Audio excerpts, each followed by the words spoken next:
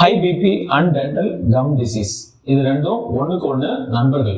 அதாவது gum disease உங்களுக்கு இருந்ததுன்னா, ஈர் பிரச்சனைகள் உங்களுக்கு இருந்ததுன்னா அது ஹை பிபியை இன்க்ரீஸ் பண்ணிவிடும். அதே சமயத்துல ஹை பிபி உங்களுக்கு இருந்ததுன்னா அது கம் டிசீஸுக்கு உண்டான சான்சஸையும் இன்க்ரீஸ் பண்ணிவிடும். ஸோ கம் டிசீஸ் நம்மளால கண்ட்ரோல் பண்ணல அப்படின்னாக்க, அதாவது ஈர் பிரச்சனைகளை நம்மளால கண்ட்ரோல் பண்ண முடியல அப்படின்னா பிபியும் நம்மளால கண்ட்ரோல் பண்றதுக்கு ரொம்ப கஷ்டமா இருக்கும்.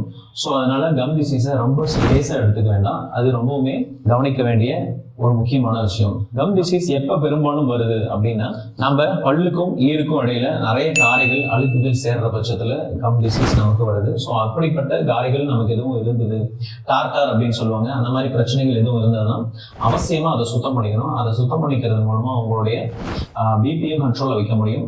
டயபெட்டிஸ் பிரச்சனைகளையும் கண்ட்ரோல் பண்றதுக்கு கம் டிசீஸ் ரொம்பவுமே ப்ராப்ளமா இருக்கும். கம் நார்மலா இருந்ததுன்னா டயபெட்டிஸும் நம்மளால பெட்டரா கண்ட்ரோல் பண்ண முடியும்.